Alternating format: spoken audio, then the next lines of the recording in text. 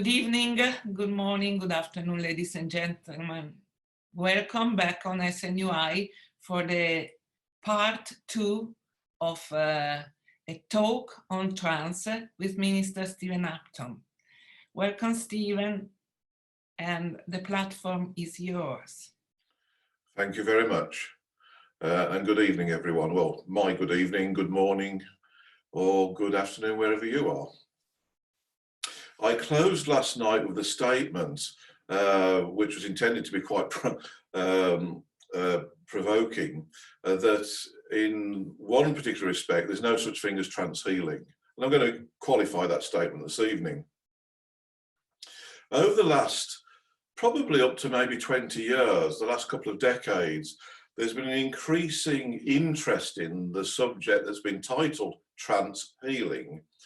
But you may have noticed from my talk, if you were in on my talk yesterday, that I like to use language as precisely as possible. Hence, I wanted to change the use of the term trance mediumship to control mediumship, so that the control is actually what we're trying to achieve. Being in trance just happens to be the tool to achieve that. So if we start then talking about trance healing and start examining that now, it's what has happened over the last maybe 10 to 20 years. It's as if people are starting to think of so-called trance healing as something separate and different from other forms of healing mediumship. And that it's something far better, that you see people, or you listen to people, and they have even cards, oh, I'm a trance healer. I'm not just an ordinary healing medium, but I'm a trance healer. And I want to examine different levels of consciousness this evening within particularly healing mediumship. And we're going to look at 7 different levels of consciousness, of which only 3 of those 7 involve types of trance. We're going to look at different levels of control. I briefly touched on it yesterday, level 1 control and level 2 control. These come into become more important as we look at healing. And we're also going to look at the difference between 2 very specific types of trance, and we'll label those as mental trance and physical trance. Whereas yesterday evening, quite a lot of the source material came from the work of other trance mediums. This evening I've no references. Everything I'm going to bring to you are my own concepts based upon my own personal experience. And keep in mind that if you've had a different experience, you could very well have come to a different conclusion. But I'm sharing with you my conclusions. Now, firstly, let me just bring up the share screen and get that in place. Okay, so hopefully you can all see that. So we're going to look at these levels of different levels of mediumship. One moment, I'm just adjusting something on my screen here so I can see better. Okay, so we're going to be looking at 7 and examining 7 different levels of mediumship. And in particular, how they relate to healing, and also to show how the trance state fits in within healing mediumship. And to show you that, from my understanding, so-called trance healing is not a separate practice, but is actually purely levels of progression upon a scale where there are states beyond, and therefore suitable for different occasions, beyond what can be achieved within the trance state. So we're going to show that trance healing is not separate and different, but part of the same subject, but also to show that it's not the be-all and end-all, but in fact there are various levels of consciousness suitable for a particular job or mission the spirit controls are wanting to achieve. And we did talk a little bit about this yesterday evening, particularly when we were just straying into healing, about various levels of consciousness and how there is a direct relationship between the level of consciousness and the particular job the spirit controls are trying to do. And we're now going to go into that in some depth within the context of healing. So the starting point, if I can get this working, Oh, fine, thank you. The starting point, as with all forms of mediumship, mental mediumship, I hasten to add, is attunement. This holds good regardless of whether we're talking about communicating mediumship or healing mediumship. The mind of the medium attunes to the minds of those in the spirit world that are going to work with them, to influence them, or to work through them, depending upon the actual mission. Depending on exactly what is intended will determine the outcome.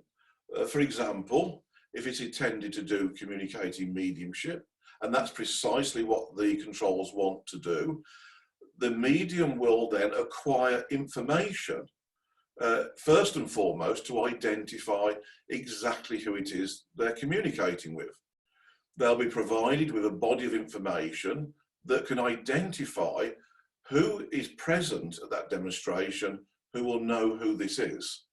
So first and foremost, the medium needs information and they need to identify who they're communicating with. However, if what we're trying to do, or the intention of the controls, is to do healing, then it's not information we're going to be acquiring, but it's going to be accessing healing energy, healing powers.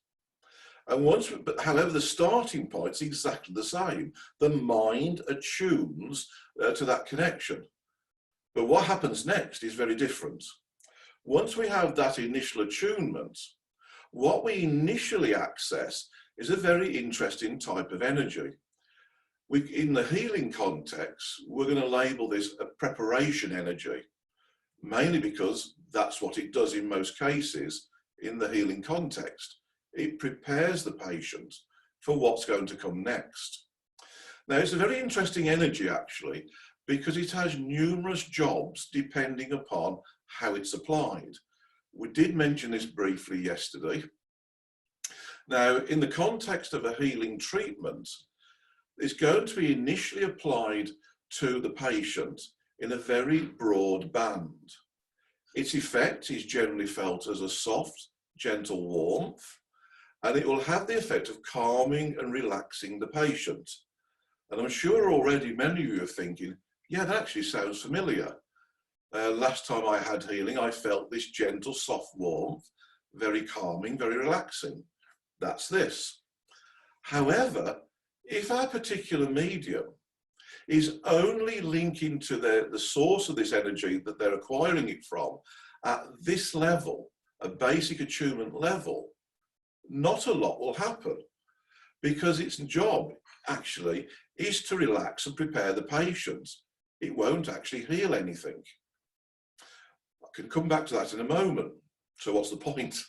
I'll come back to that in a moment. Now, take the same energy, apply it to the mind of a trained medium, not in the very broad band as they do with a patient, but in a very narrow focused band. It doesn't just relax the medium, it will induce the altered state of consciousness. And we talked at length about this last night when we talked about the spirit-induced altered state. This is the same energy they use. They just apply it in a more concentrated, focused way. It also has another job. It will always be there through the background, regardless of what level the mind of the medium will actually be moved to. This energy will be there as a background energy right throughout, because it can also act as a carrier wave for other more specific energies, if the medium is able to access them. So it's an interesting energy, very important, but if a particular healing medium is only attuning at this level, not a lot will happen.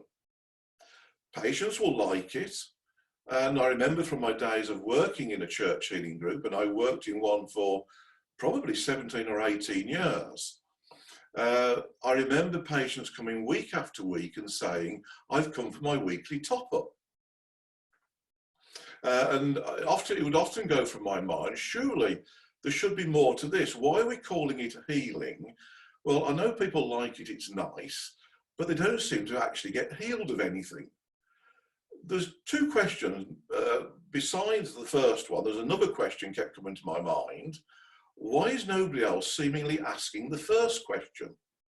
Why doesn't this seem to be doing more? The answer now is very clear to me. This is all about the relationship between the mind of the medium and the mind of those in the spirit world we're going to be working with. At this level, the medium's mind, the mind of the controls are like that.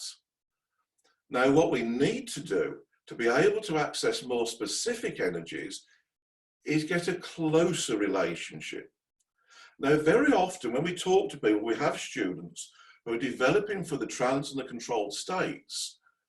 Ask a question, what is it you think you need to do to develop, or what do you want to gain from this course? And probably the single most common answer is, I need to go deeper. In actual fact, it's not a very good answer. A better answer would be, I need to develop a closer relationship with the spirit world. As to how deep or not your mind is actually relational to the job that's going to be done. And also, if you're in a spirit-induced altered state, then the spirit controls decide what level of consciousness. So what would happen with a medium who is controlled by the spirit world, at this level, they would very quickly move you and that relationship closer. So we've got to have a label for it, and we'll call it close attunement. So level 2, close attunement. Excuse me. We then start accessing specific energies that actually will do something for that patient, depending upon the nature of what's wrong with them. Now, the thing about the preparatory energy, preparation energy, it has this general overall effect, but also it is general, it's non-specific, and that means it will have a long-term accumulative effect upon the medium themselves. With this energy passing through our own auric system, being delivered to the patient, over a prolonged period of time, I believe it has a beneficial effect upon the health and well-being of the medium. As long as obviously you don't do other stupid things like I did a couple of years ago and have a motorcycle accident. That wasn't very good for my health. However, that's another story. And I might come back to that later, because there are side effects that are positive and beneficial in mediumship. Now, if we're only accessing the preparatory energy, it won't have a great deal of benefit for the patient. Over the long term, an accumulative beneficial effect for the medium. The moment we move that relationship with the spirit world that bit closer, we start to access specific energies from a whole new range of energies. And these specific energies shouldn't affect the medium unless you were to have a more or less similar or identical condition to the patient. They are chosen specifically and targeted to that patient for their specific needs.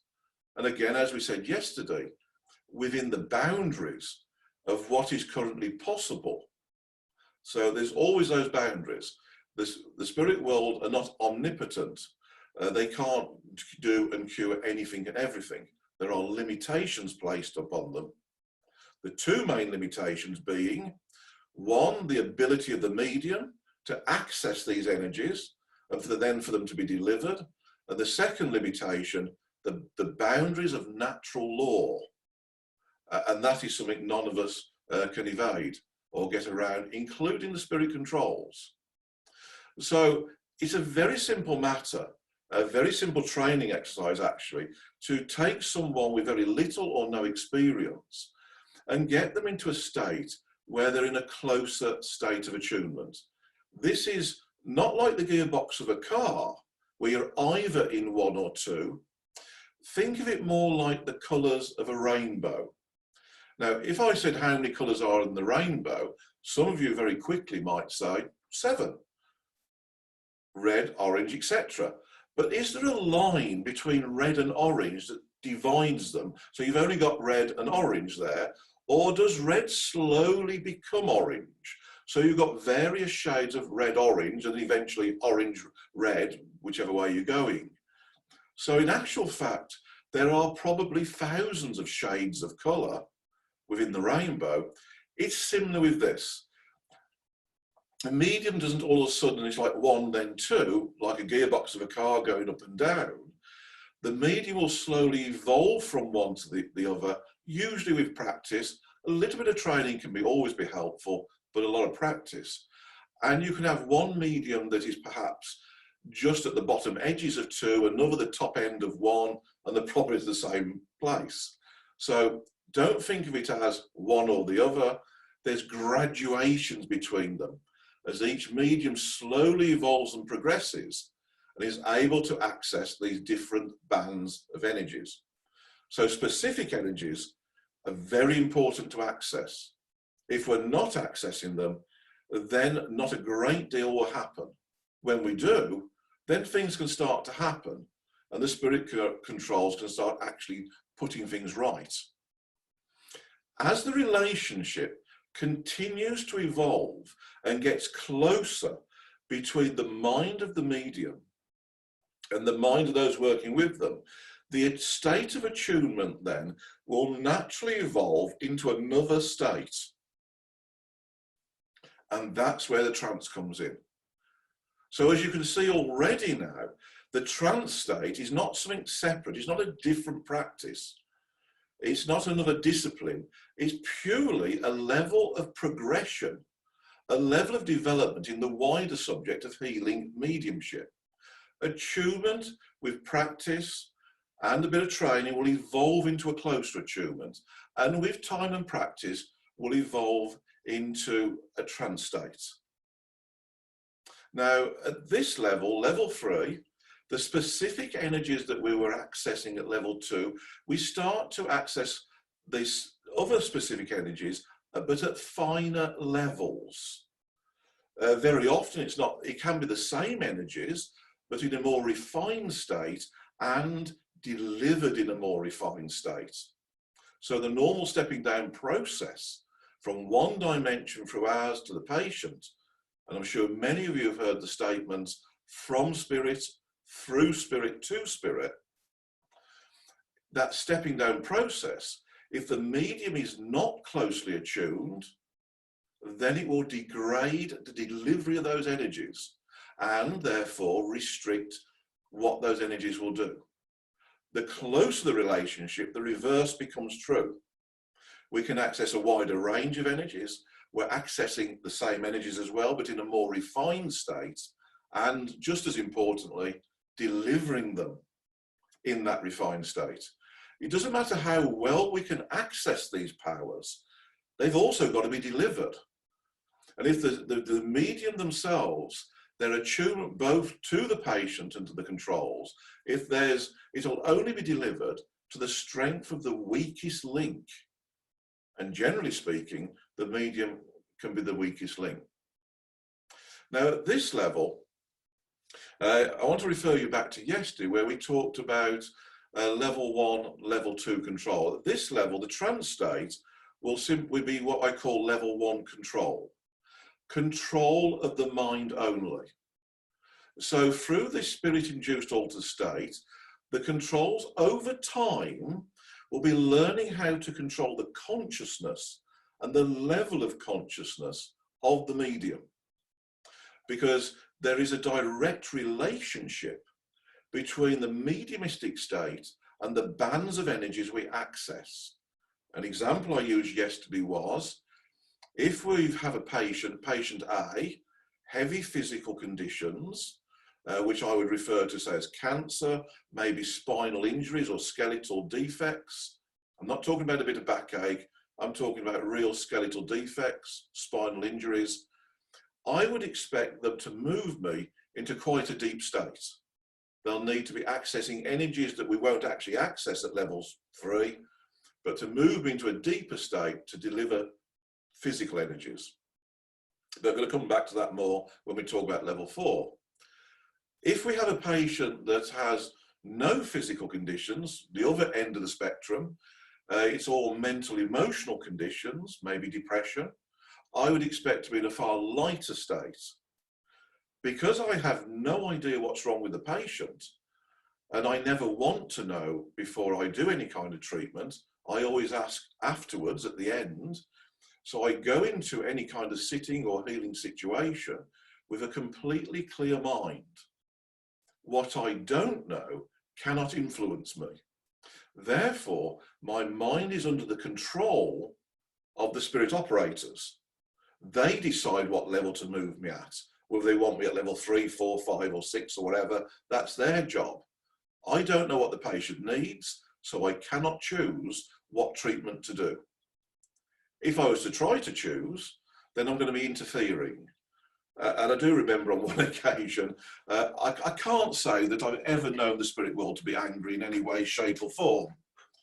But I have known them on one occasion to be mildly annoyed with me. And that was because simply I was interfering. And therefore it was restricting what they were trying to do for a patient. And I had a little bit of a very mild rebuke, you might say. So whilst they don't do angry, I have known them to be mildly annoyed with me. So as this relationship gets closer, the state evolves from one to the other. Now, for this trance state to develop and become embedded, and remember what we said last night, this is a completely unnatural state. So for the mind of the medium to become accustomed to something that's unnatural takes time. You can't just instantly think, okay, that's it, I can do that now because I've been doing this for 3 months or 4 months or a year. That's it, we're there. It takes time for a normal mind to be retrained to a new normal, to allowing an external intelligence to have control over the level of consciousness. And whilst we, the medium, I'm aware this is happening most of the time, and I can feel what they're trying to do to my mind. Effectively, what I do at this time is literally nothing. I've become actually very good at doing nothing. And if ever I get around to writing a book one day, I've already decided what the title is. It's going to be called Doing Nothing. Because when people ask me, what is it you do in a healing sitting? The answer's simple. I don't do anything. I do nothing. But I do nothing in a very special way. Quite literally nothing. And I would put it to you that the vast majority of people, from the moment you're born, every waking minute of your life, you've probably never been doing nothing. The mind is processing information. But when we're trying to get it into a state where it literally stalls and completely becomes neutral, even though you're not unconscious, that takes years of development. However, we're getting a little bit ahead of ourselves. For this level, level 3, for the trance state at this level to become embedded, for the spirit controls to get a good control over the level of consciousness for the medium, I'm going to estimate that this will take around about 5 years of practice. Yeah, 5 years, not 5 weeks or 5 weekend courses or 5 months. And we can actually see this in reality when we look back and study some of the mediums of the past. Cora LV. If you study her, you'll find that she worked under a number of different names, because I think she was married 4 times. Cora Scott, Cora Hatch, Cora Tapan, Cora Richmond, and I'm sure there's another one, but it evades my memory. But when she was a young girl, in 1850, I believe she was about 10 years old, she was first controlled by the spirit world, and they told her mother to take her around the local area because they wanted to control her to do healing. And for 5 years, no coincidence, I believe, for 5 years, that's what they did. And during that time, and they didn't come back to speak either during that time, they focused upon the healing and, from their perspective, getting that control over her mind. And after the 5 years, then they started the next aspect of her mediumistic career, trance lectures. And for the next 50 years, a trance lecturer. Because that 5-year period during the healing phase There's no pressure to speak, and that's so important. I know from when we're doing training with people, if we put them, students, trainees, under pressure to speak, they, and I'm emphasising the they, will speak, because the subconscious tries to deliver what we're putting them under pressure to do. And it's so important we avoid this. If we go down this route with the healing and allow the relationship between the medium and the controls to evolve naturally at its own pace, at your speed, then it will take a period of time. But however, at the end of it, they will have developed a very close relationship and good control over the medium. Now, some of you who are in last night hopefully will remember when I talked about, I believed the majority of people on the planet could not be controlled. I'm referring to there to level 2 control, not this level. I actually think, and these are arbitrary figures, there's no statistical analysis behind this, it's just off the top of my head, I'm estimating or guesstimating 99% of people with some training and practice could allow their mind to be controlled at this level. Purely the level of the consciousness to some lesser or greater degree, that can happen for the majority of people. Because the defect we talked about, where they could then move on to control the physical system, is not this level. When we start talking about the next level of progression, level 4, we're talking about now trance control. So at level 3 is the trance state, control of the mind only. And to watch a medium, a healing medium working at that level, they would appear to be incredibly passive, little or no physical movements. And in actual fact, to tell the difference between a close attunement and the level 1 trance there is extremely difficult. In actual fact, in some cases, quite possibly impossible.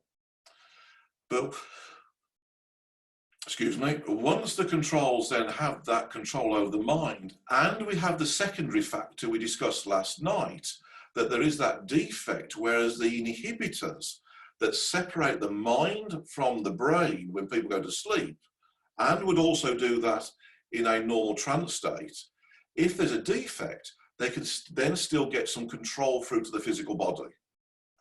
I know there are times when they're controlling me, that they're moving in my fingers very precisely, very close and very near to people's eyes. And never once have they ever poked anybody in the eye, thank God. But whilst I'm aware it's happening, my hand is under their control, that my own physical eyes are closed, but I can feel them moving it very precisely, sometimes a millimetre one way, a millimetre the other, and then they attempt to deliver some energies. Come back to that one in a few minutes. So trance control now, level 4, at this level I start seeing the delivery of physical energies. Now then, this is important now. I want to refer to a lecture I heard by Gordon Higginson at the Arthur Findlay College in 1988. Now, it isn't I've got a brilliant memory, I actually recorded the lecture. And a few years ago, when I was transferring these old cassette recordings to the computer to digitize them, I was listening to this, and it reminded me of something that Gordon said in '88, which in 1988, when I heard it, made no sense to me whatsoever. 20 years later, it makes perfect sense. And what he said was this: the best place for a healing medium to develop is in a physical development circle. Now I totally understand it. Because if we haven't, as a medium, developed these physical powers, the pure physical energy, and I'm not talking ectoplasm now, we are now living in the post-ectoplasmic era.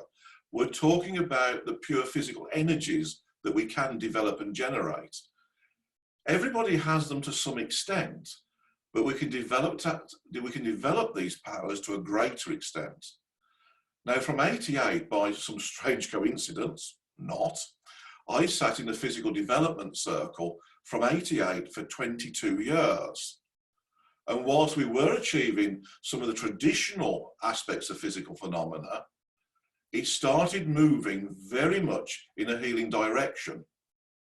And now, as a consequence of that, because those physical powers were developed over those 22 years, when we go to these levels and beyond, the power is there for the controls to utilize if they want to.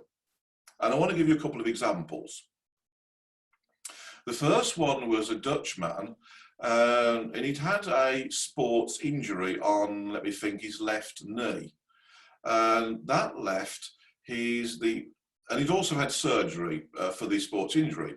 And that left the angle above and below the knee joint, it was out of alignment by about 19 degrees. And in fact, I do have x-rays of this. This is not anecdotal. We've got before and after x-rays. During the sitting, it's a 30-minute time window. For about 20 minutes, it was very, very passive. And what they were doing was building a power.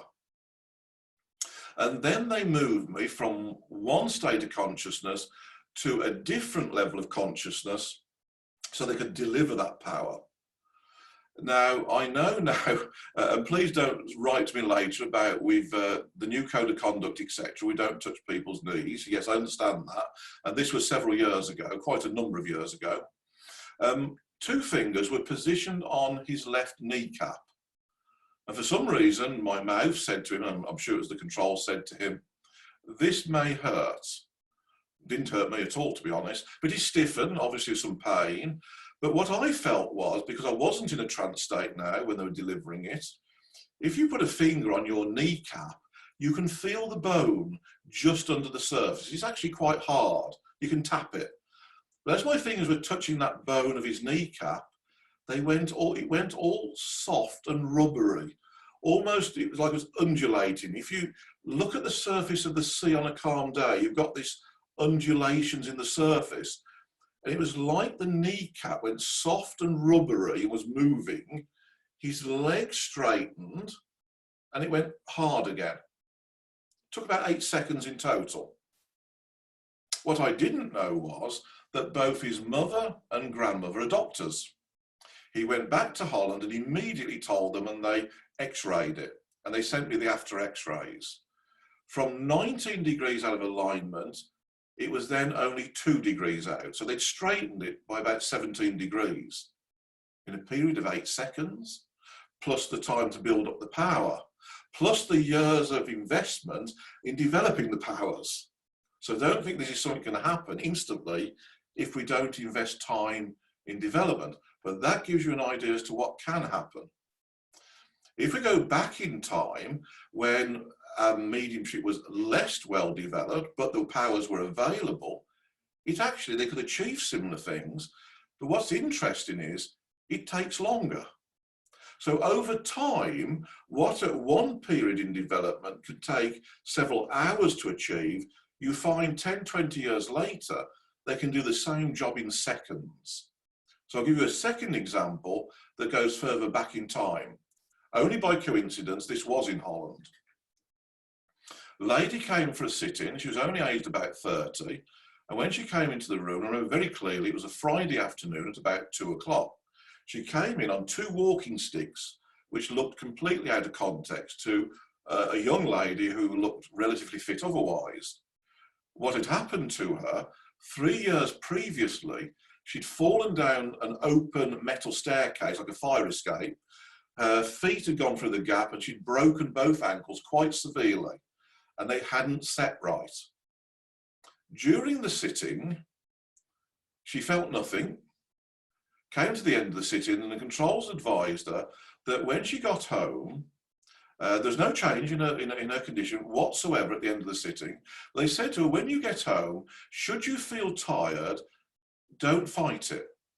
Just allow yourself to rest, fall asleep if that's what you feel. And that was it, she left. No apparent change in her medical condition. A week later, she sent me an email telling me what had happened. When she got home, she sat, this was Friday afternoon, probably in the region about 3, 4 o'clock. She remembers sitting on the edge of her bed, and then she passed out. She didn't even get undressed or take a coat off. She just passed out and must have fallen backwards on the bed. because she woke up still with her overcoat on Sunday afternoon, 48 hours later. Now that's not normal. She didn't go to the toilet, not disturbed. She's literally woke up after 48 hours, still with a coat on. When she come to try and get herself to stand up in a normal way, she realised something was different. Both ankles had been completely fixed. And I got to thinking about that. Why didn't they do it while she was there during the sitting? And the answer is astonishingly simple. When I asked her more about herself, she'd travelled to where I was working by public transport. She had to walk from her home to a bus stop, get a bus to a railway station, not one train but two trains, change trains, get two more buses and walk to where I was working. Now, at that stage in our capabilities, they could soften bone very quickly and they could manipulate it, but what they couldn't do very quickly at that point was re-harden it. What would be the point in softening her ankles, resetting them, if she was then going to do all that walking going home and undo it all? Now, 20 years later, if we were to see the same patient under the same conditions, then it would work very differently, because they can do similar things now, the softening, rehardening, etc., all in a matter of a few seconds. But that shows development and that shows progression. So at this level, if our medium has allowed the spirit world to develop this control over their mind, and they've taken the trouble and put in the effort to develop the physical powers, remarkable things can happen. And those are just two examples out of many, many we could give you. Don't want to bore you with stories. Now, there's one problem with level 4. It's what we call a trade-off. Now, a trade-off is something, to achieve something, we actually sacrifice something to achieve something better. Now, the good thing with, the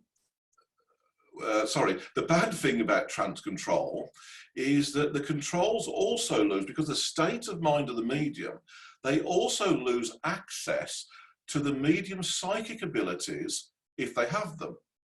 And one of the abilities I've had and developed to a reasonable, useful degree is something called medical clairsentience.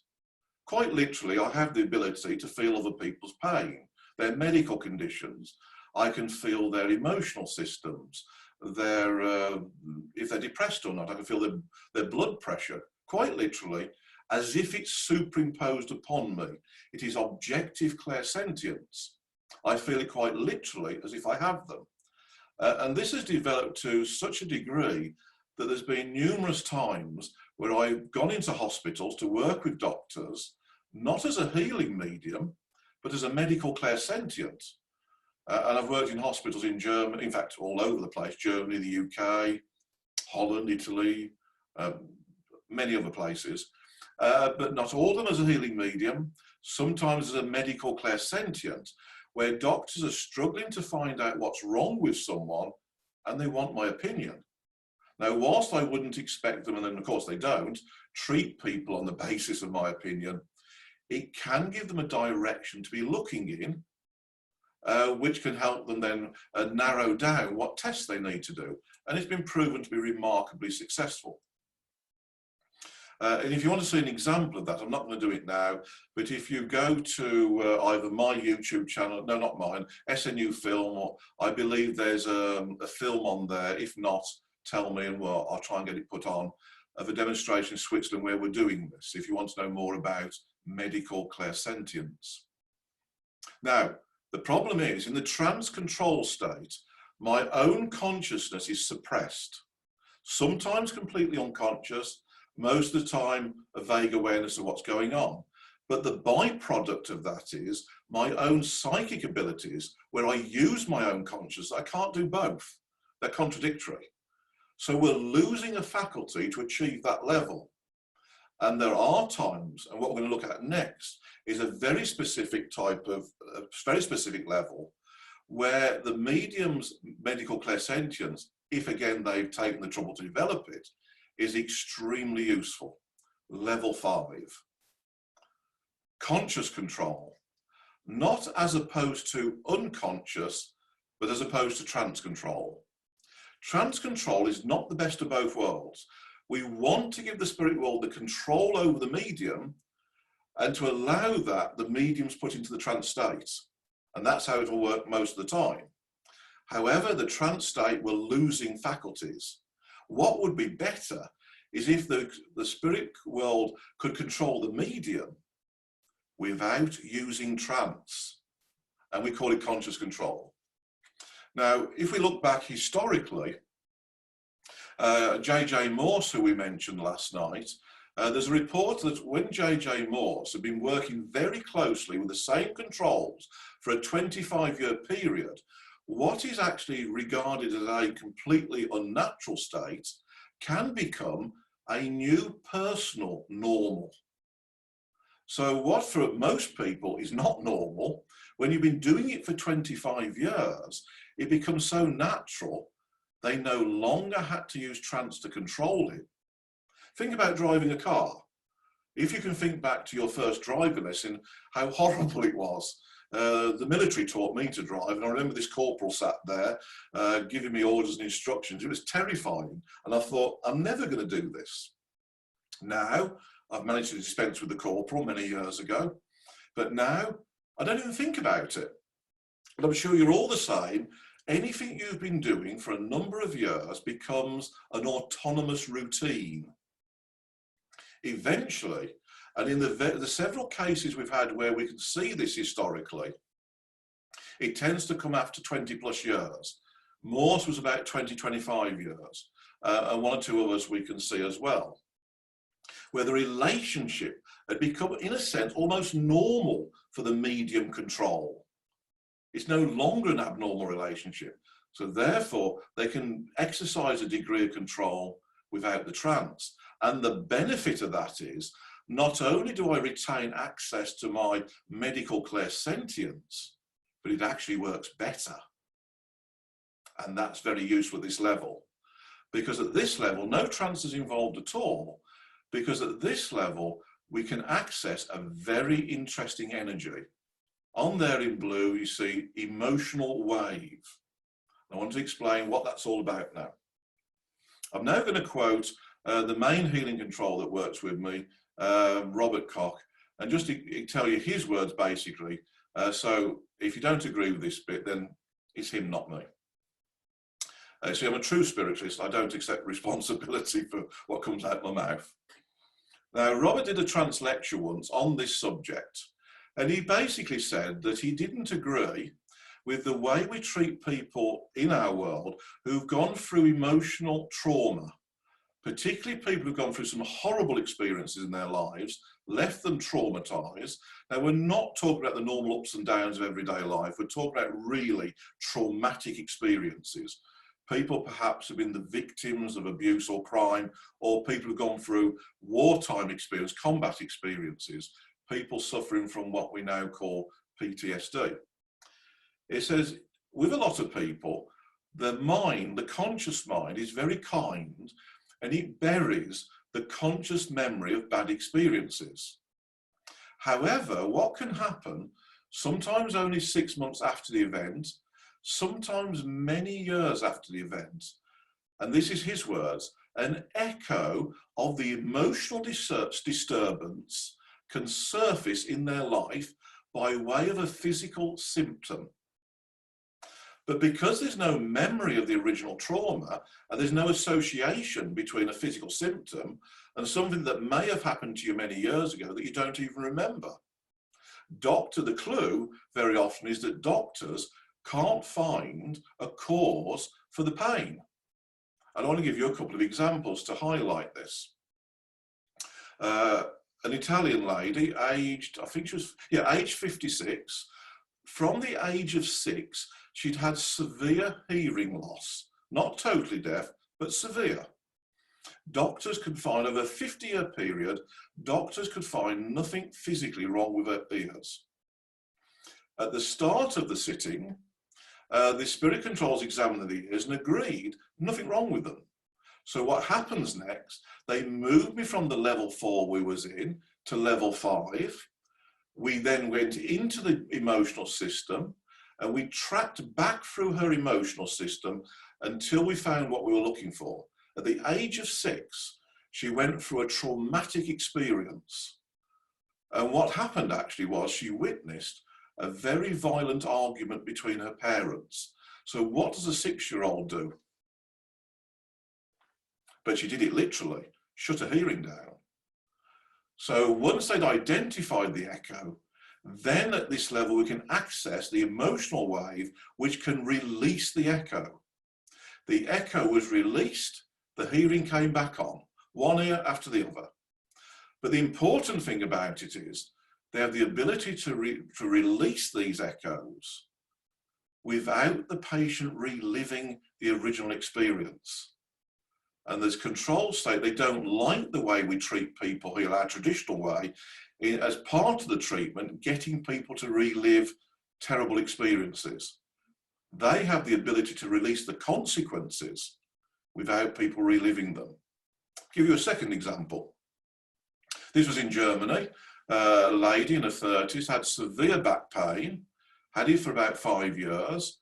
She'd had all sorts of scans and examinations, everything that modern medicine can apply to her to find out the cause of the pain. Nothing wrong with her, apparently. So all they're doing is treating her with painkillers, which are no longer effective anymore.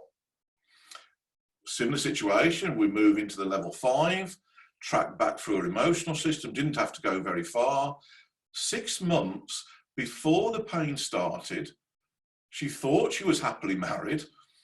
Unfortunately, probably quite a common story. Husband came home from work and said he was leaving her, going off with his younger secretary. 6 months later, the trauma of that surfaced as back pain. No orthodox treatment was able to treat it because they were looking for a physical cause, and there wasn't one. Our emotional systems are immensely powerful. And whilst I have the greatest respect for the medical profession, I think this is one area where they sadly lack a lot of information, a lot of understanding. Mainly because you can't measure it empirically. They released the echo, the back pain stopped. And I could recount case after case, similar things, because I would estimate that around about 60% of people, the root cause of their pains lies within the emotional system, not the physical. That's a huge percentage. Our emotional systems can deliver these echoes, sometimes only 6 months later, sometimes 40, 50 years later. So at this level, we have the ability to access the emotional wave and it's delivered. We also, if we've developed the ability, the medical clairsentience, but there's no trance used. Because the medical clairsentience is used to give live feedback to the controls.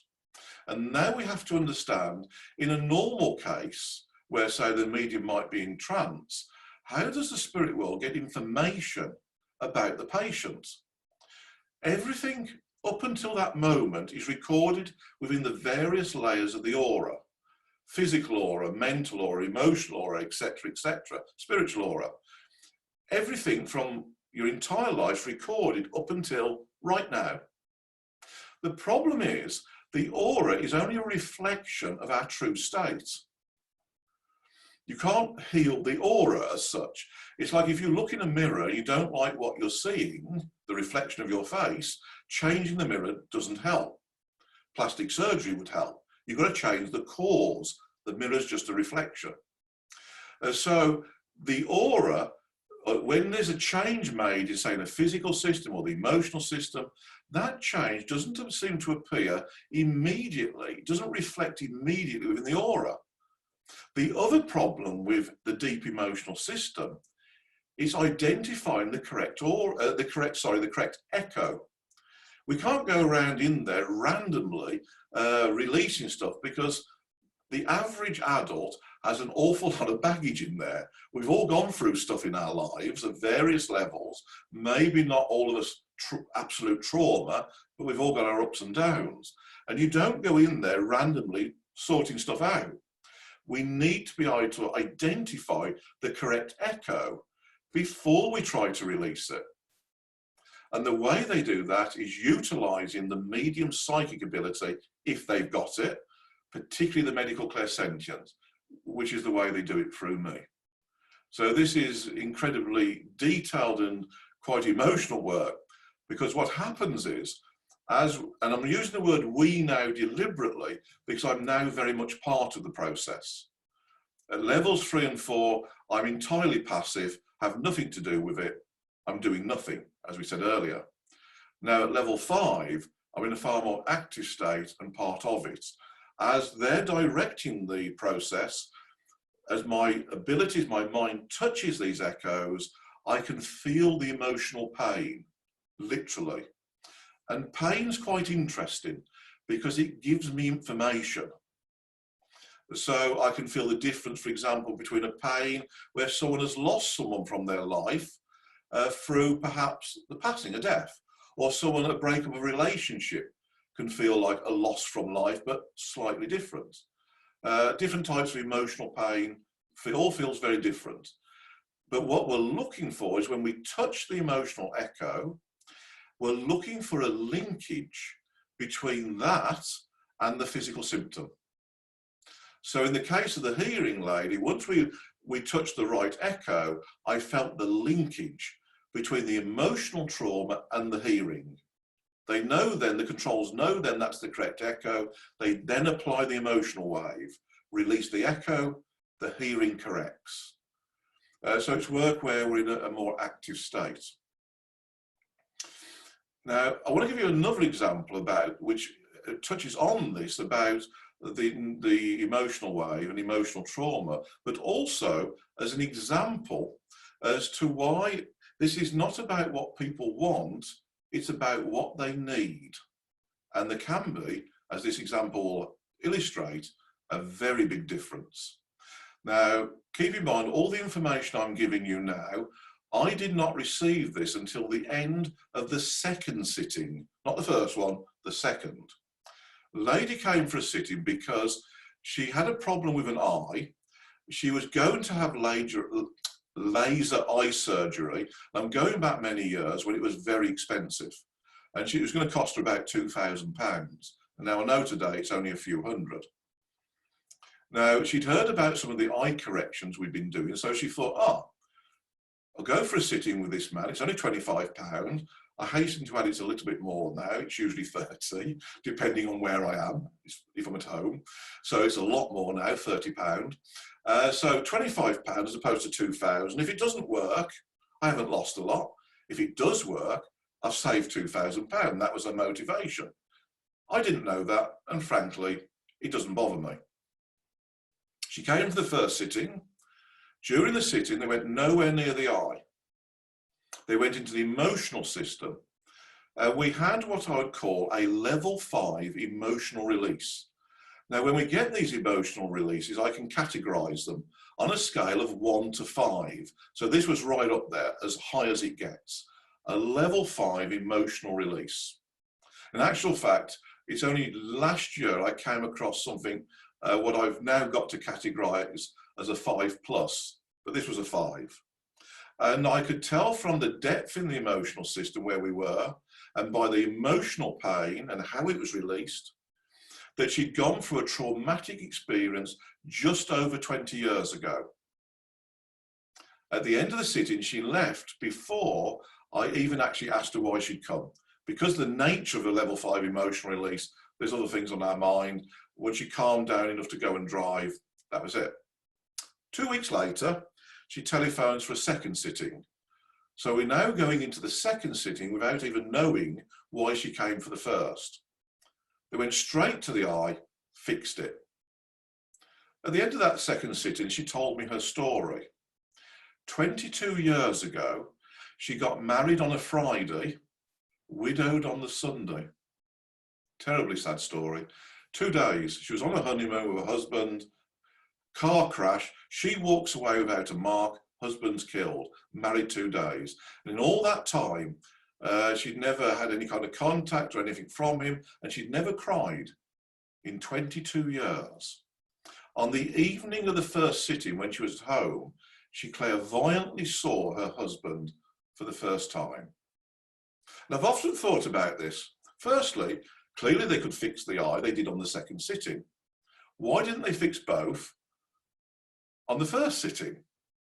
Could it be that the emotional trauma was causative to the eye condition? And if so, then laser eye surgery would have failed. And also they needed time for the emotional condition to have its effect. Or is it that the capability of the medium on that occasion, they could do one or the other in a single sitting, and to do both, which requires very different energies, they needed two separate sittings? I actually don't know the answer. I think it's one or the other, but it doesn't really matter. But that shows us an example of emotional trauma, how for 22 years someone suffers with it, but also how it's not about what people want, it's about what they need. Now, let's move on. Because we talked about eyes, that brings us very neatly to level 6. Super attunement, creating direct physical effects. Predominantly, this is used when they want to do these eye corrections. Most healing mediums seem to have certain things they're like really good at, or the spirit controls through them are really good at. Sorry, I've just got a little prompt, like, who's really good? Thank you. They're good, aren't they? So credit where credit's due. Most healing mediums, their mediumship is naturally more attuned to certain bands of energies than others. So we can access them in more refined states. And that's why you find that you get better results with some conditions, mediocre results with others, and poor or no results with other conditions. Now, from my own mediumship, one thing they seem to have been good at over a number of years is these eye corrections. I'll give you an example of an interesting one or two in a moment. Now, what happens is, at levels 1 to 5, my mind is attuned to and being controlled by the same group of people. Now, these people in the spirit world, ultimately, this energy we're accessing comes from God. The people I deal with in this close relationship are not accessing it directly from the source. They go through various levels of intermediaries. Now, when we're coming to these eye corrections and these instantaneous effects, then we need to be able to access a high-end energy, and a super refined energy, not just access it, but deliver it without it being degraded. So what effectively they do, they hand my mind over to the next level that they access to normally. But this is right at the extremes of my mind's ability to access the spirit world.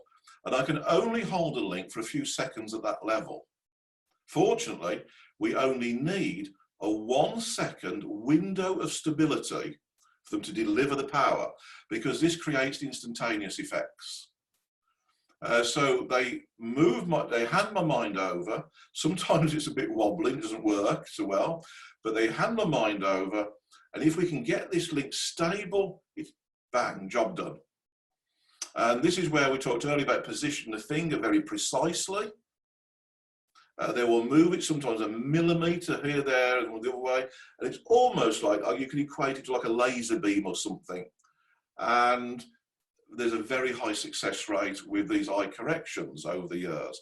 They will very often do these in public demonstrations more than private sittings, because there's a saying I said yesterday that applies here: people equals power, and that's on the physical level.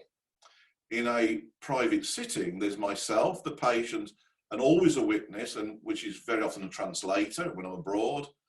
In a public demonstration, it can be anything from 20 up to 750. And the one demonstration I did in front of 750, the power available was astonishing. But once we start getting more than 40, 50 people present, then we've got an abundance of power.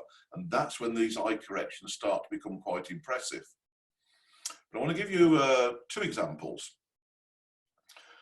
First one, the lady in question wasn't actually ever a patient. Her husband was the patient, a bad back, which he got some help for. She was a witness for him. Now, her condition, because she'd been told it was incurable, she didn't think thought, what's the point in wasting money on a sit-in? I'm incurable. And in general, of course, doctors mostly are right. Not always, because they're human and they're not perfect. However, in this case, she sat in during a sitting for her husband. And what she didn't realise was that whenever we're doing this and working with these energies, it's not always about the patient. Anybody in that room can be affected.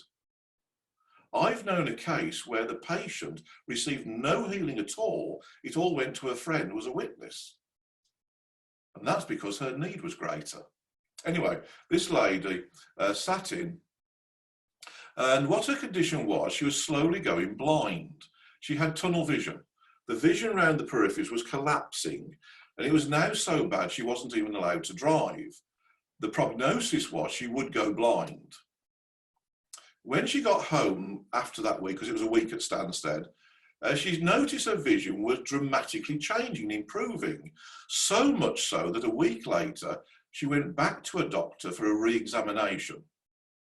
And I've got the eye scans, not just from then, but also from the previous year. And they're very interesting.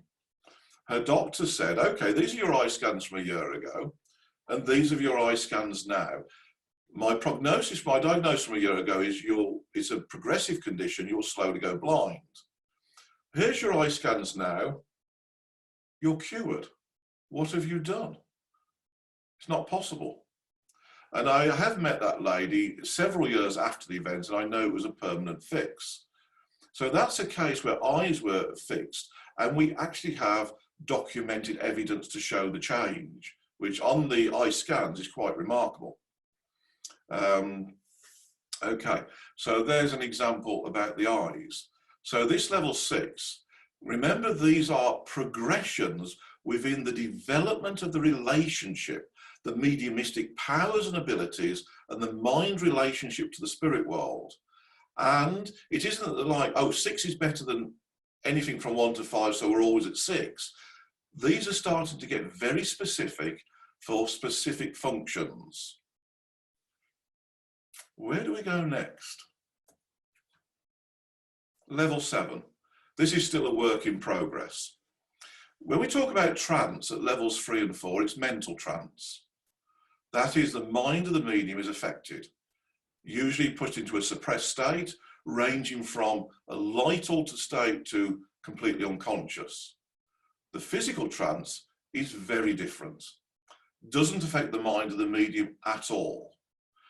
We've been doing a number of experiments with this, using some aspects of traditional physical phenomena, but in a more modern 21st century context, in a healing context.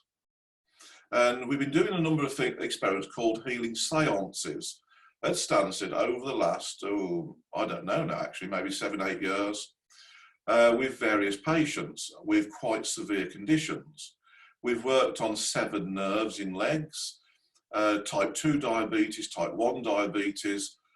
We was going to move on to 7 spinal cords, but unfortunately we haven't found a volunteer for that. We did find a volunteer, but very sadly, he passed away before we could actually do the experiment. And what happens with this is extremely different, completely different to everything else.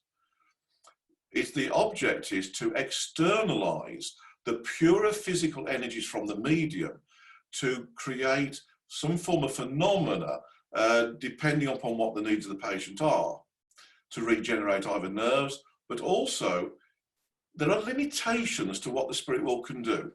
An example, if you've got a kidney that's not functioning very well, they can very often make it function a lot better.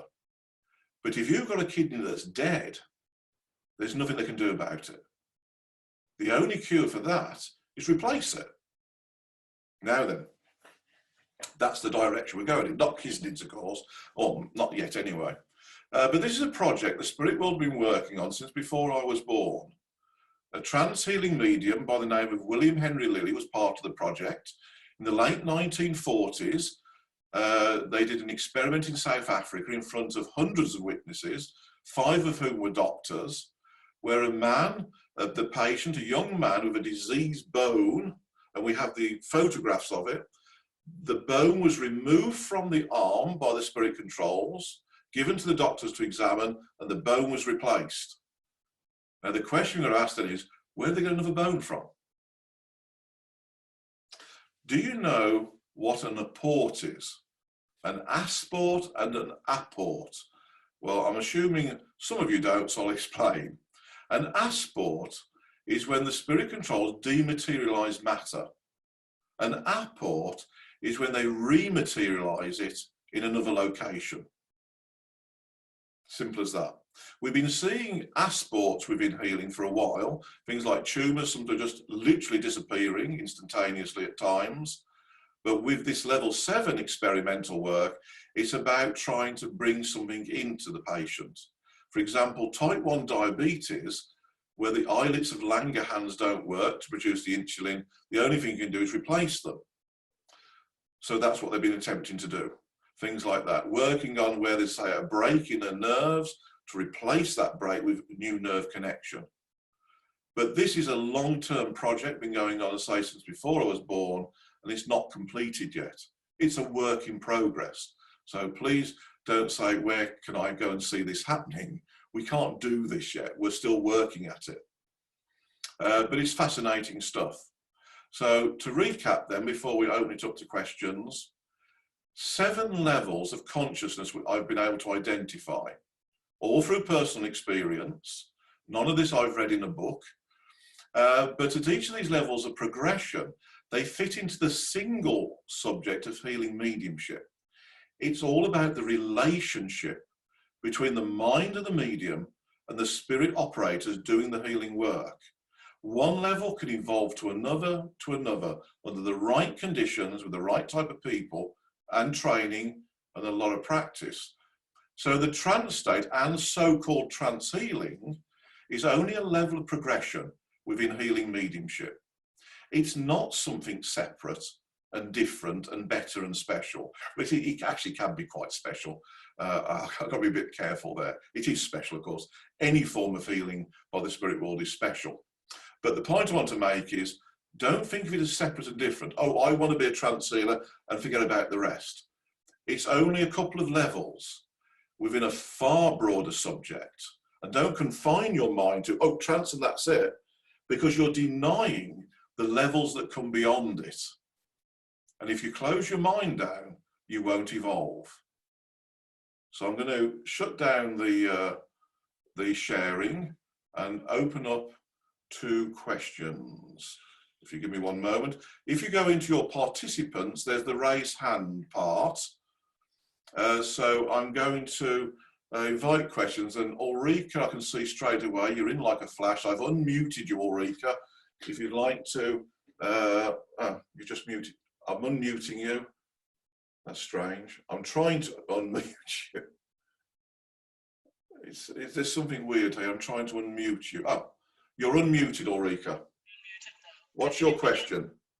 Hi, Stephen, and thank you very much for an incredibly interesting lecture this evening.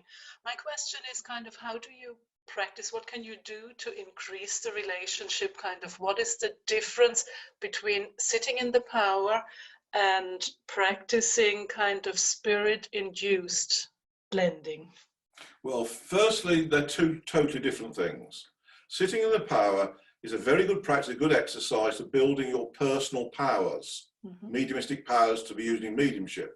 Sitting to allow this people working with the spirit controls to learn how to control your mind is a totally different practice. I'm not saying you should do one or the other. There's no reason why you can't do both. But I would say that somebody who wants to learn how to allow the spirit to control their consciousness should allocate an hour a week. They probably won't use the whole hour at first, but fix an hour a week at a time when you're not going to be tired. 10 o'clock in the morning is better than 10 o'clock at night, because if you do it at 10 o'clock at night, the chances are you'll fall asleep. So do it at a time when also you're not going to be disturbed. The last thing you want is people coming in, children running around, dogs, husbands, whatever, partners. So allocate an hour, make sure you won't be disturbed. Sit on a relatively upright chair. You need to be comfortable but not relaxed. If we're relaxed, we fall asleep. Don't lie down on the floor to do it, you'll fall asleep. You get the point. So sit in a fairly upright chair, and what we're doing is we're stating why we're giving this hour to the spirit world. So in advance we're saying, okay, I'm going to give you 1 hour a week, every Saturday morning at 10 o'clock, I'm going to allocate that hour for you. I would like you to use that time to learn how to control my consciousness, my mind.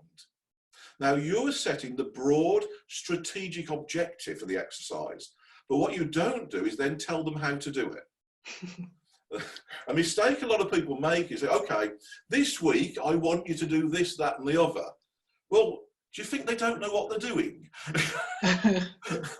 So, because I wouldn't want to sit with them if they didn't know what they're doing. And I know, at the very least, they know far more than I do.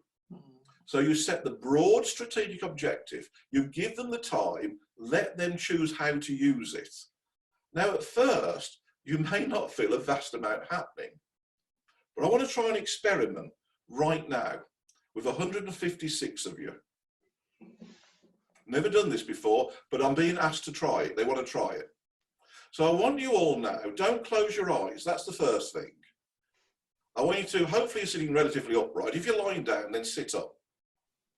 So it's sitting, I'm comfortable, but I'm not relaxed. And the first thing is, do not close your eyes. I'll explain why later.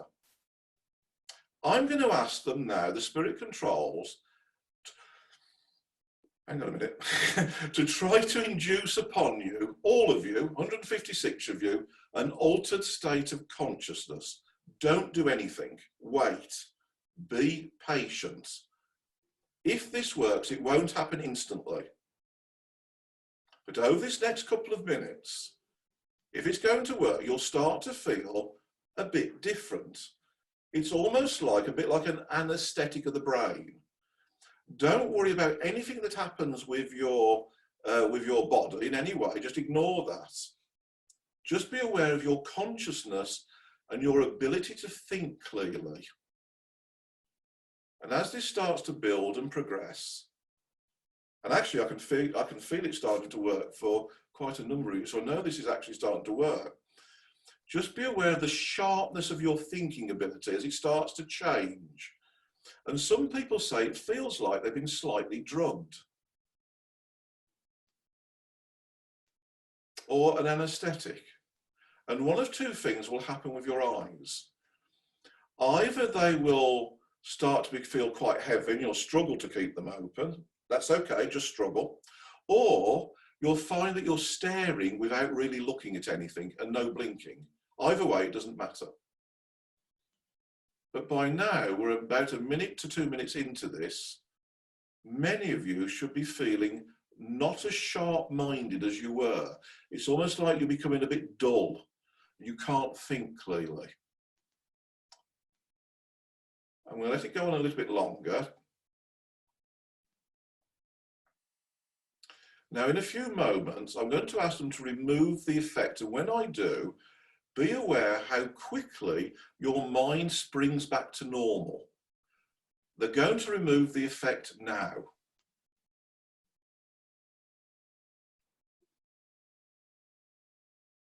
Now, if you felt absolutely nothing, well, it was an experiment. But if you did feel something happening to your consciousness, can you click on your blue hands, please?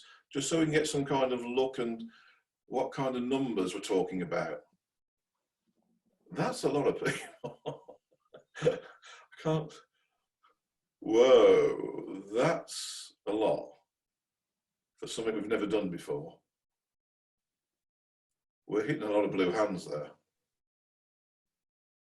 Now that's what I call interesting. I'm just going to get rid of your hands so we'll know who's going to be asking questions shortly. So yes, that is interesting. So that's the kind of effect that would start happening to you. Now the reason why I say don't close your eyes at the beginning is important. Right now, you didn't know what was going to happen. You had no preconceived ideas. However, if you do practice this, two things will happen. One, you'll gain experience, but two, with experience comes expectation. You will start to expect what is going to happen. So if you sit there and think, okay, I'm sitting now, close my eyes, your subconscious will try to deliver what it is you're expecting. So if you start off with your eyes open and wait for the power, when you know that power's coming over you, there's something happening, you're giving the spirit controls chance and time to get a hold on your mind, then close your eyes and you'll sink into it.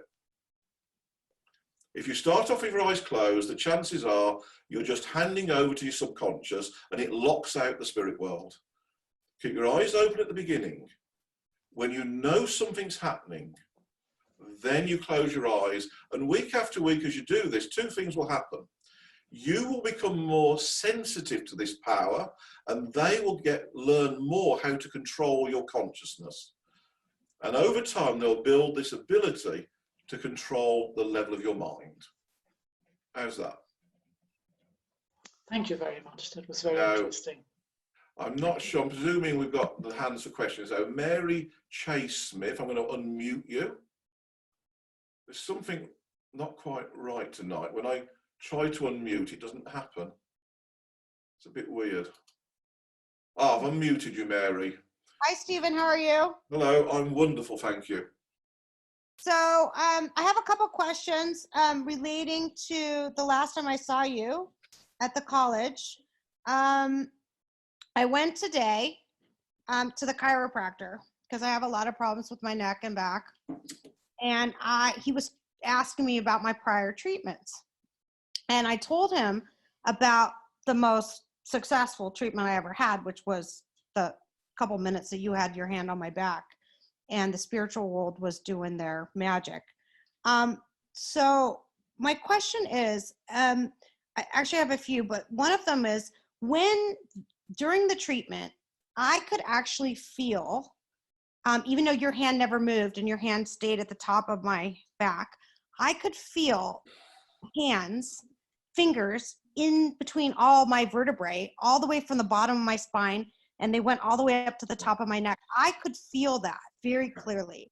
And one of my questions is, could I feel that because I can normally feel spirit, which I can? Would a normal person be able to feel that? The answer is we don't know. What I've found, and this is generally, patients who have had some form of mediumistic or psychic training generally experience more than those that haven't, because they're more sensitive to subtle things. However, in the case of what you described, that sounds quite physical.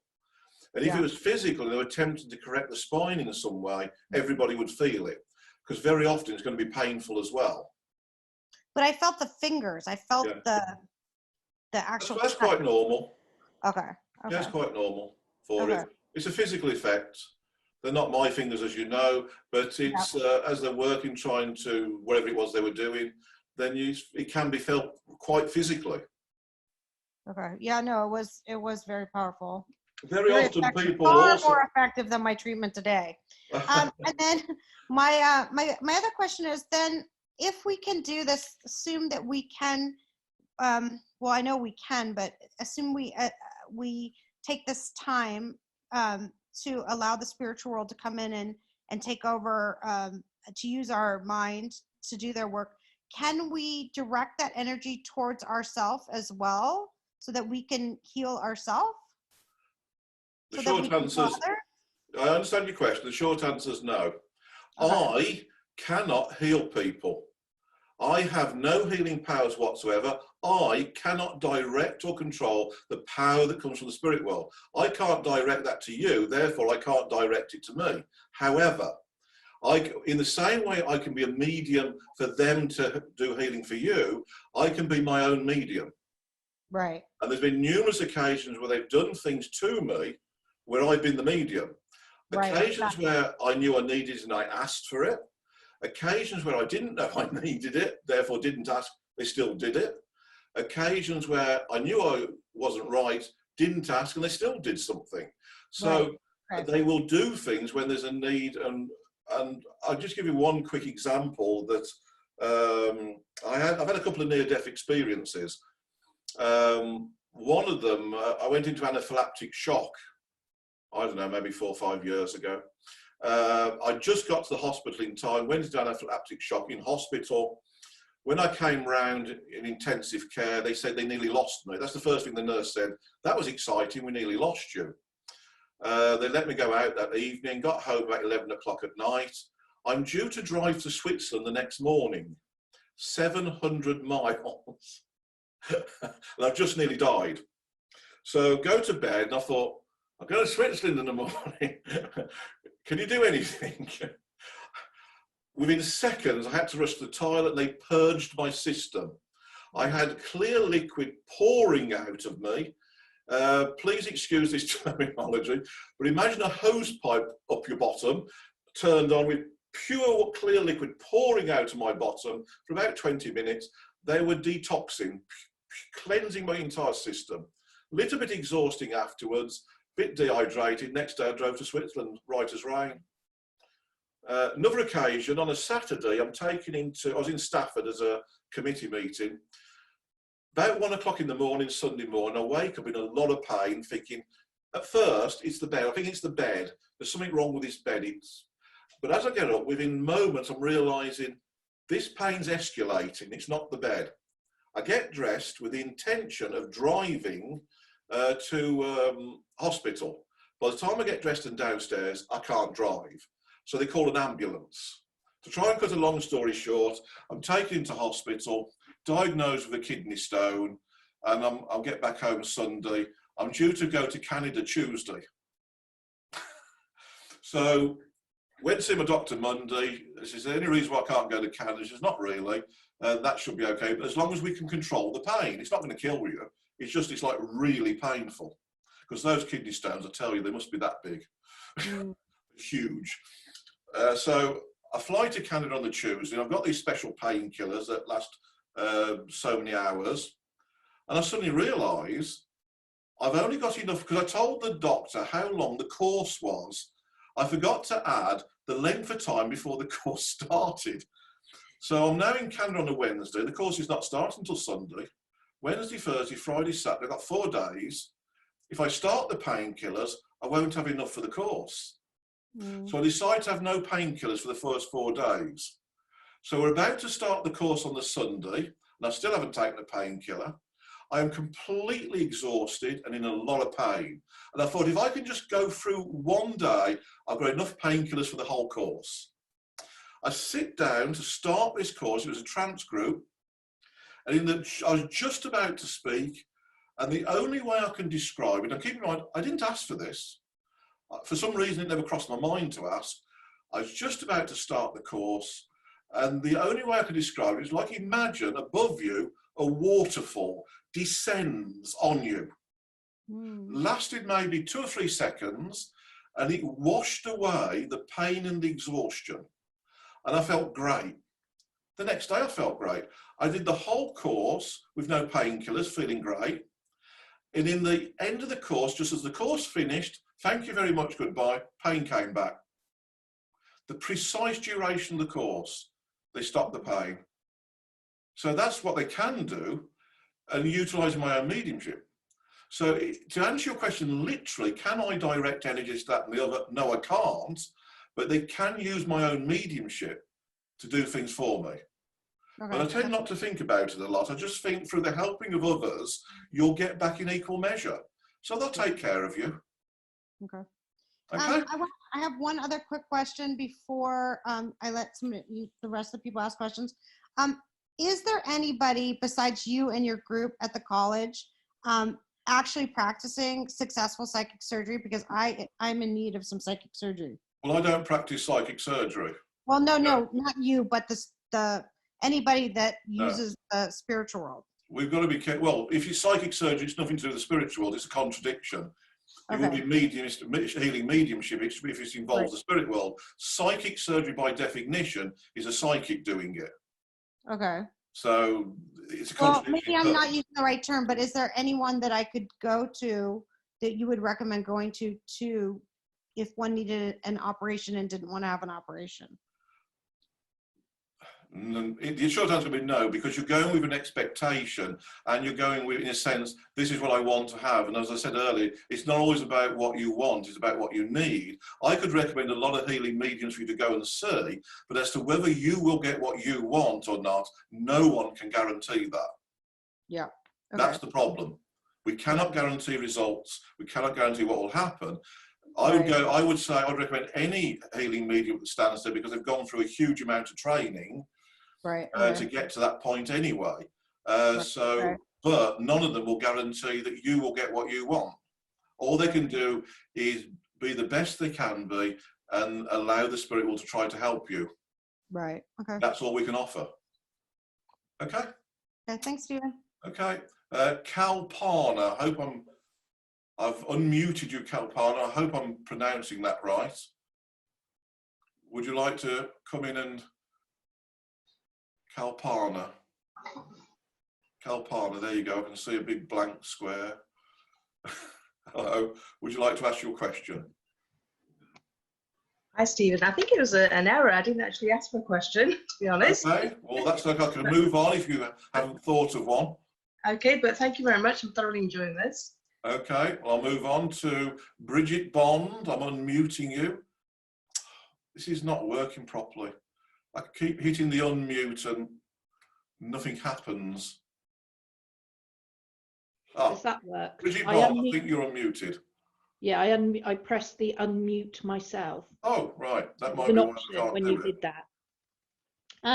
My question sort of like links last night with today. Yeah. And that is, when you were talking about the defect and the inhibitor, and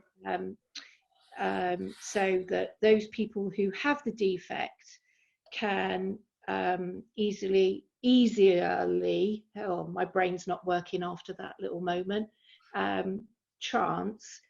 If you're then going through these levels... Let me just clarify that first, because I don't want to start from a false assumption. So just get the wording correct first, because it might invalidate your question. First, it's not about, the defect doesn't make it easier or not so easy. It makes it possible or not possible. That's a big difference. Right. And it's not about trance. This is not about trance, it's about control. Having the ability to get this level 2 control, beyond control of the mind, which I think most are capable of.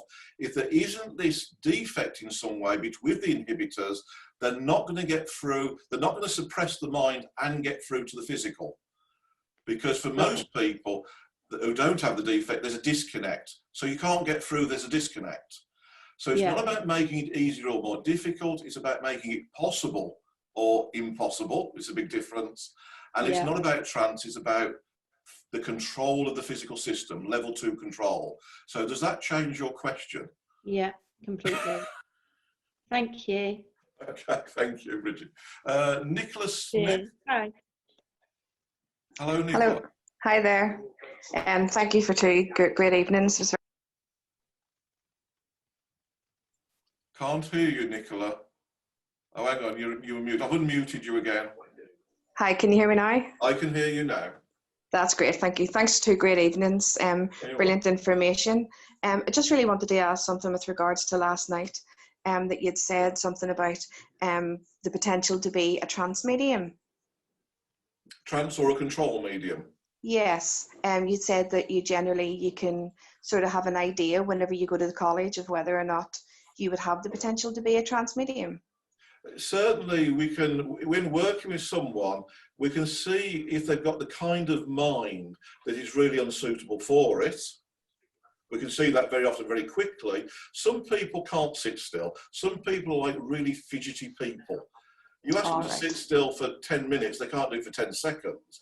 Their mind is just too busy.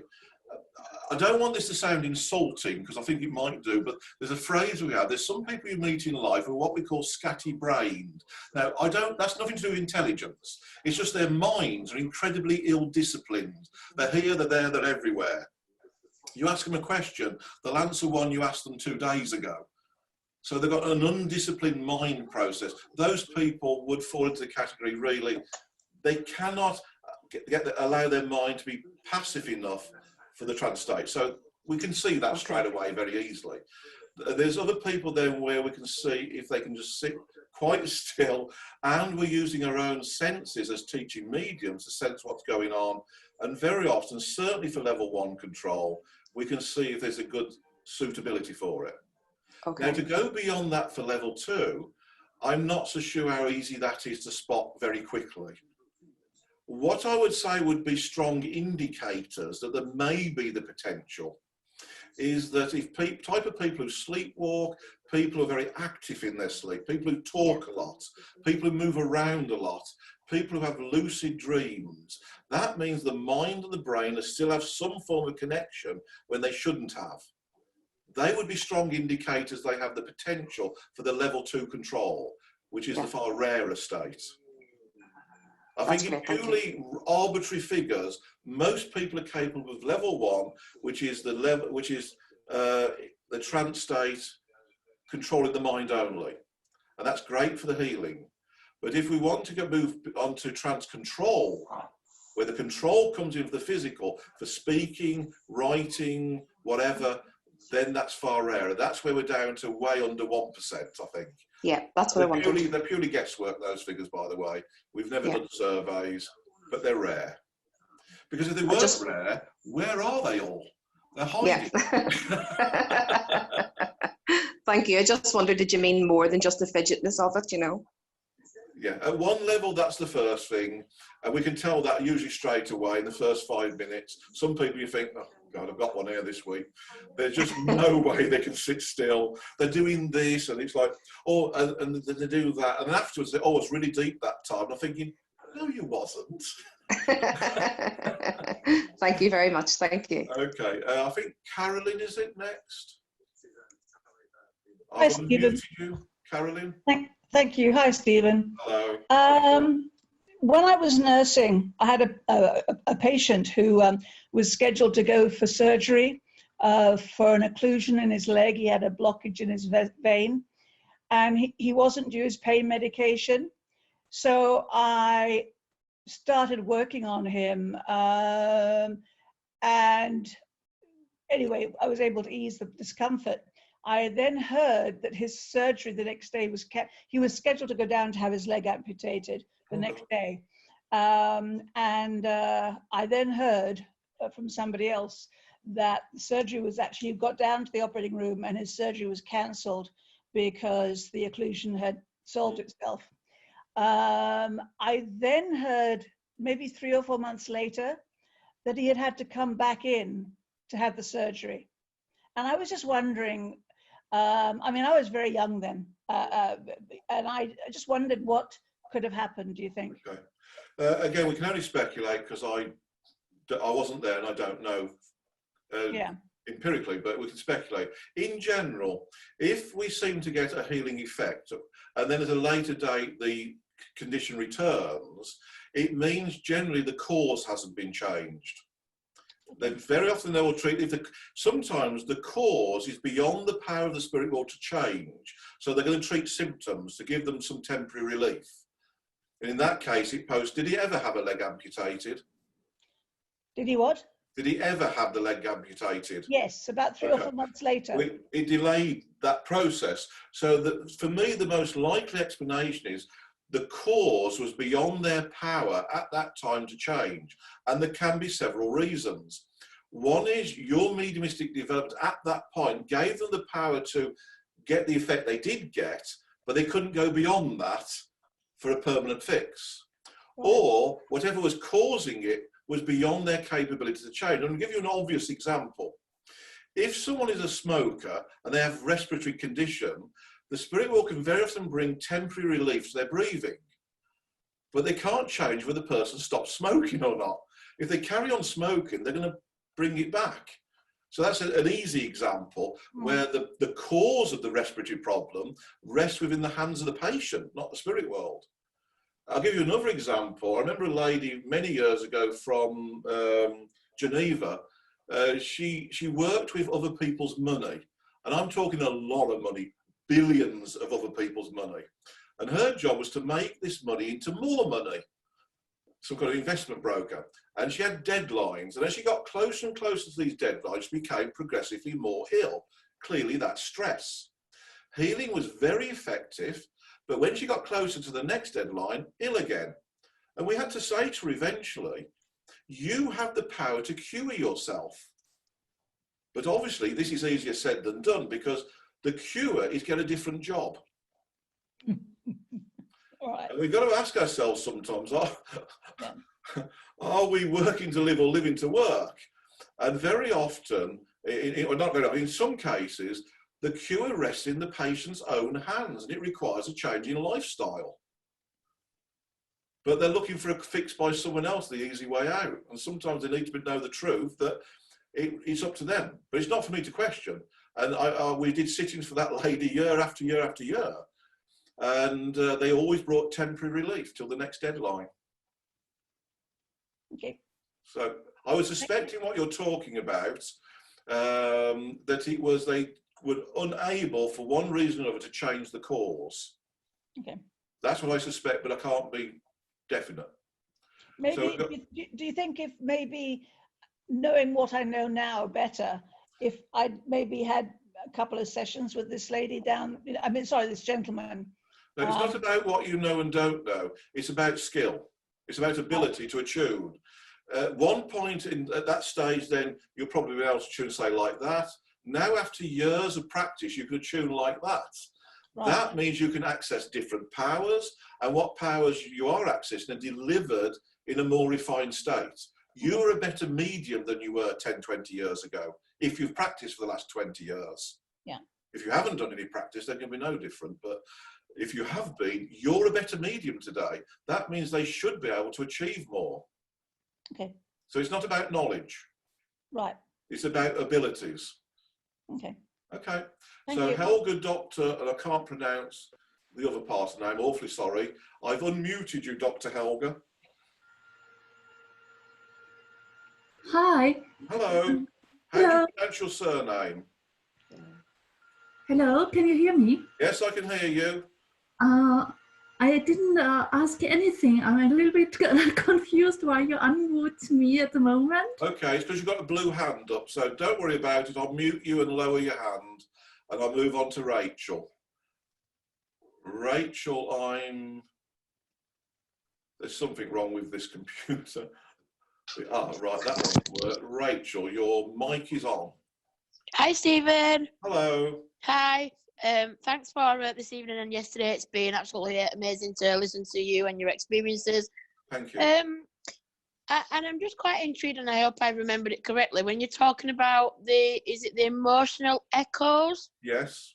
And I just wondered if I am well, I do work as a medium on church rostrums and things, but when you talk about the trauma, and I won't go into detail, but I've had, personal trauma for quite a number of years, and it's more trauma like on a health side of things.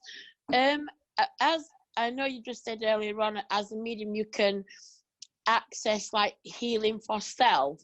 So is it a different, is there a difference when you're trying to get to your own emotional echo, or has that got to come from a spiritual point or aspect? I can't go into my own emotional sins by the very nature of it. I'm effectively locked out of my own deep emotional system, where I do have some hidden trauma, things I found out about my childhood only in recent parts of my life from relatives. I can't go into my own deep emotional system. I have no conscious memories before about the age of 6, and I cannot access them. So by the very nature of it, it's not about memories actually, but I have no conscious memories before 6. But I can go into somebody else's deep emotional system and track right back to birth. I can't do it to myself. Right, so the answer is then no, I can't track back my own emotional echo, but you could do that yourself. Probably, yeah. Certainly, right. I don't think you can do it to yourself, because I've tried, it doesn't work. No, no. Because my own mind, my own conscious mind has locked out these memories for a very good reason. Yeah, well, yeah, because of the trauma and the hurt, obviously, whatever reason, it caused. So, right, that's fine. That's what I was just intrigued to know if it was something that I could work upon myself, because you've raised an absolute valid point this evening about the emotional or the traumatic experiences within the body and it coming out as a physical condition or complaint. And I've often wondered that. And when you was talking earlier, I'm going to ask you why not. I lost my sight due to nerve damage, and I've done a lot of research, and actually there isn't anything that can be done. The only place that I know that they've done some research is in America, but there's actually no cure, and it's actually the nerve in my eye rather than the actual cornea or everything else. That's the blood supply has been cut off, and sadly it happened just one Friday evening out of the blue, and I lost complete vision in one eye. And then because I went to A&E and so on, they actually thought it was a brain tumor and all the rest of it, and it took so long to diagnose, like 4 weeks. I was going every day and testing and lumbar punctures and everything, and it was cancer. And then they found out that this is what it was, and it's called ischemic optical neuropathy. But then sadly it happened then in my left eye, so I've only probably got about 10% vision. And like you was saying earlier on about the experience that you'd had with another lady, now I've had to stop driving and all the rest of it. And yeah. Can I just interrupt you a second? You say that it can't be done, it's impossible. I want to give you an example of something that happened to somebody else where I thought it was impossible. I was with a group of students at Stansted, and sometimes when you're explaining stuff verbally, sometimes it's better to do a demonstration of something.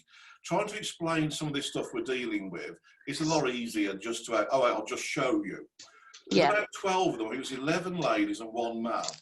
And the first thing I'll do is I open my mind up. I'm going to show them about the eye corrections. So it's specific about eye corrections. Okay, I'm just going to show you how this works. So I open my mind up to the room, so I know that one of these 12, and I try to be very clear in my description of who I want, because I find them by the symptom. So I said, okay, there's somebody in this room whose left eye, the vision is not as good as the right eye. There's a noticeable difference. And the man puts his hand up, and I think, it's not him. I don't want him. No, I said, there's somebody else. Nobody puts the hand up. I'm thinking, I'm sure it's not him. I said, okay, he's the only one, I'm stuck with him. So he comes out, sits down, I'm thinking, I still don't think it's him. So I said, just to check, so the left eye, the one on the left side of your face, the vision is not quite as good as the one on the right side of your face. Said, yeah, that's right, I'm blind. That's not what I asked for. That's not what I said. Yeah. I knew it wasn't him. So I said, what do you mean you're blind? He said, the left eye, I'm blind. So it's not as good as the right eye, which is perfectly normal. If I wanted somebody who was blind in the left eye, I would have known it was blind because I would have gone blind.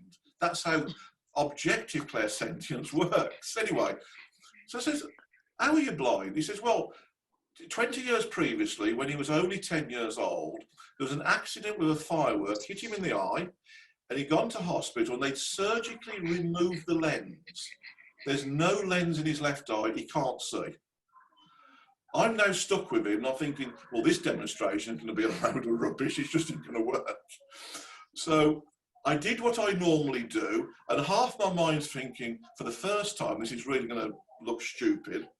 So I stepped back and I said, okay, test your vision. Very blasé, he's doing this. He says, I can tell the time. I can see people's faces. He said, it's not perfectly clear. I mean, oh, well, sorry, it's not perfectly clear. But it's, how do they do that?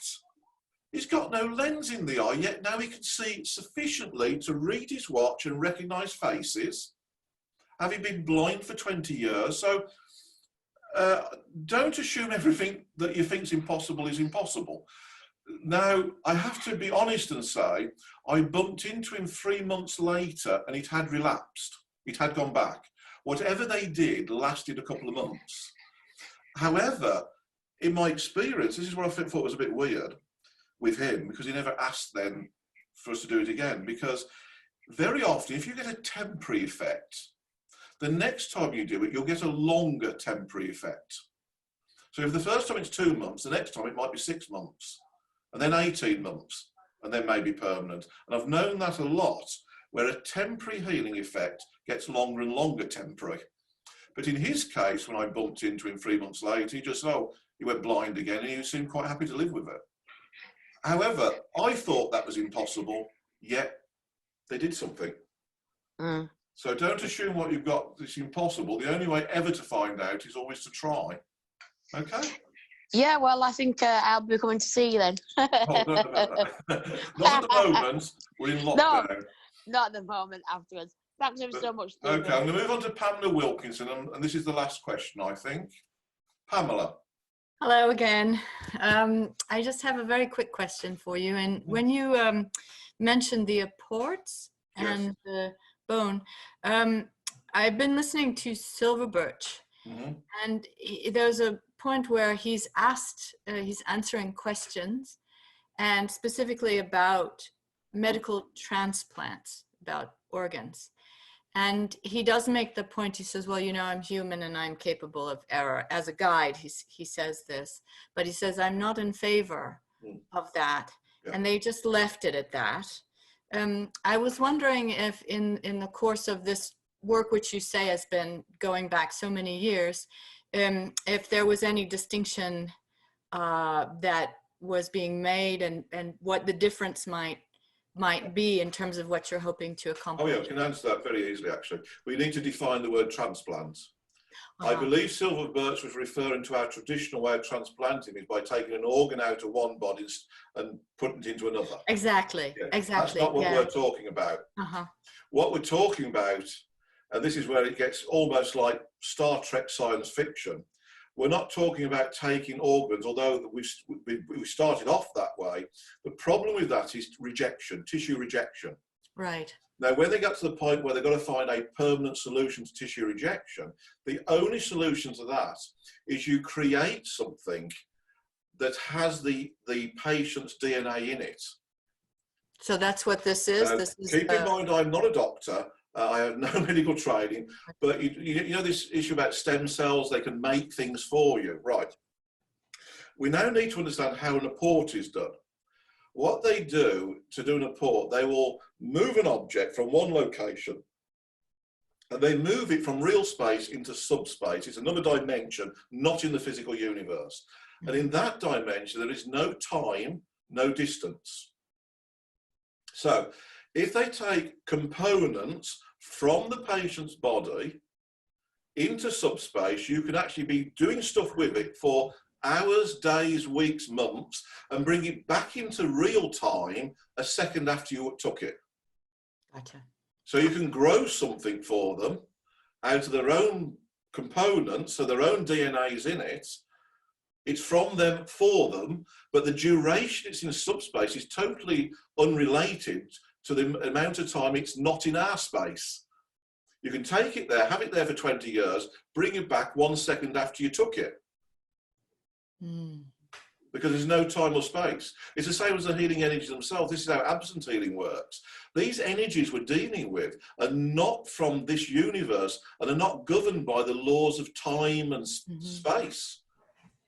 That's why that experiment we did affected so many of you over such distances. I mean, there must be people online here from halfway around the planet, yet affected at the same time.